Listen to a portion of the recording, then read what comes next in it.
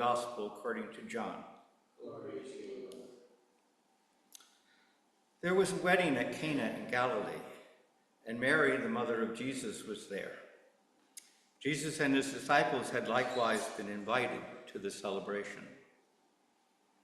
At a certain point, the wine ran out, and Jesus' mother told him, "They have no wine." Jesus replied, "Mother, what does that have to do with me? My hour has not yet come." She instructed those waiting on tables, "Do whatever he tells you."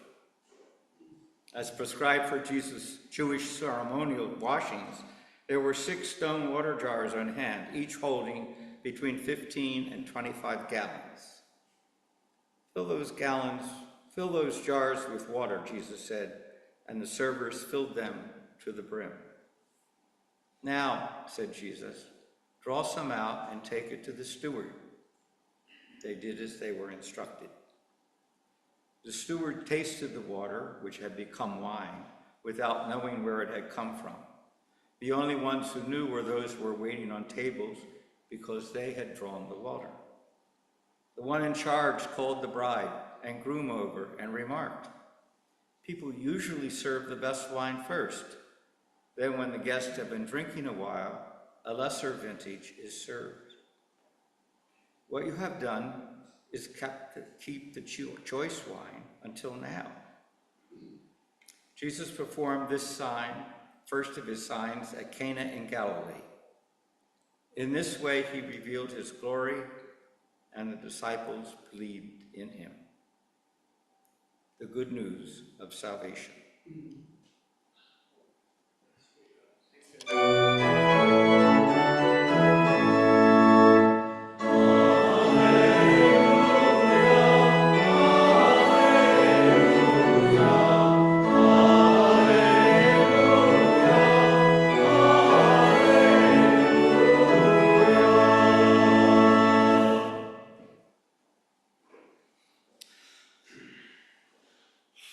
So the church mercifully provides this wonderful gospel to at least to a pessimist like me. As I reflected when I saw this assignment, I realized that in a pessimistic way, I would be preaching on the last full day of democracy, as far as possible, maybe. But hopefully, we get this wonderful gospel. In John's gospel, there are 7 miracles called signs, because they point to some attribute of God. The wedding feast of Cana is the first sign, and Jesus teaches us here to trust in the abundant joy of God's love. It is over the top. All right? Mary asked Jesus to intervene. Jesus said, "It's not my time." Initially declines. Mary says, "Just do what he tells you." This reminds us, Brother Brendan McGuire, in his commentary on this gospel reminds us that initially God might decline our request, but we should do whatever he tells us. And then he transforms the water into wine. There are different descriptions of the amount, but basically 600 to 800 bottles of wine, 300 guests. That's about 2 to 3 bottles per person. That would bring a lot of joy. Right? And God is so lavish in his love. All right? Now, granted, I'm not sure about the morning after, but I have a feeling it was worth it, you know. And when reverting back to my pessimism of the day, you know, let's reflect for a moment on that couple, that young couple that were getting married. But all of a sudden, there was no wine. Look at the humiliation that they were facing, and the angst. And yet, here's Jesus transforming it into a wondrous feast, joy and abundance beyond their comprehension.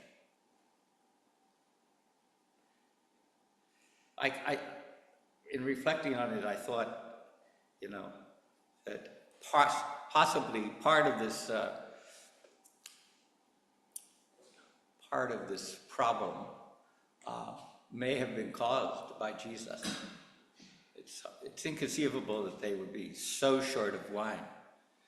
But maybe word got out that Jesus was coming and his disciples were coming. And all of a sudden they had double the amount of people.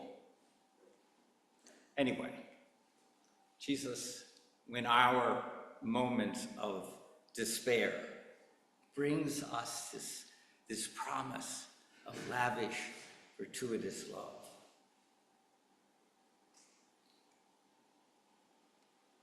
The miracle as a sign of God operating our lives, transforming our ordinary water, our simple everyday selves, to Jesus, trusting that he can turn them into wine.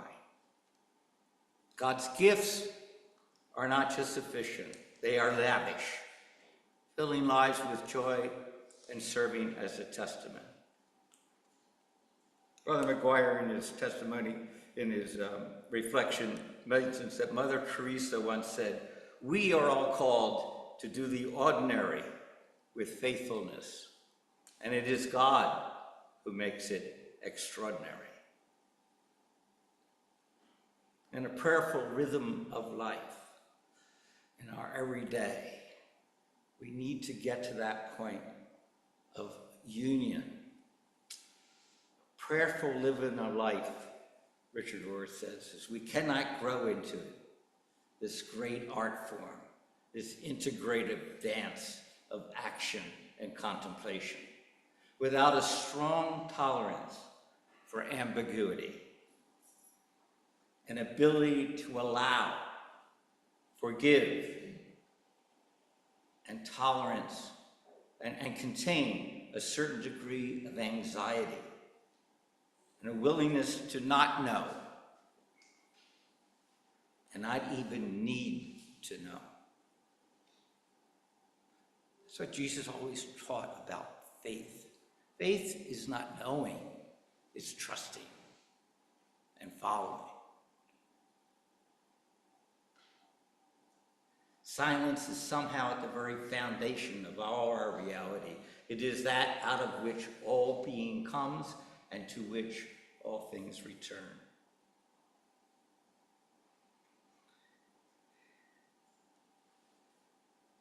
In a contemplation of imagining something better, Sandra Vesey says, imagining and contending for what you hope for in this world is one of the hardest and kindest paths we have discovered, she has discovered.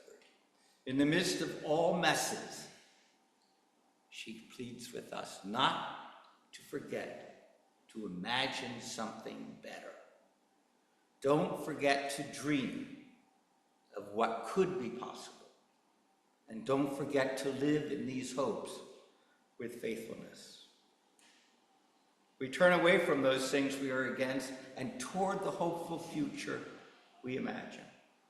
In a purposeful way, we turn away the priorities or habits that consume us and distract us. And then we turn to what brings goodness and truth to us. Turn away, yes, and turn toward. It can be a simple rhythm to begin with, turning away from spaces that have become toxic for you, and turning towards inviting a lonely neighbor over for tea. Turning away from voices that bring shame and guilt, turn toward voices that preach freedom, wholeness, and love.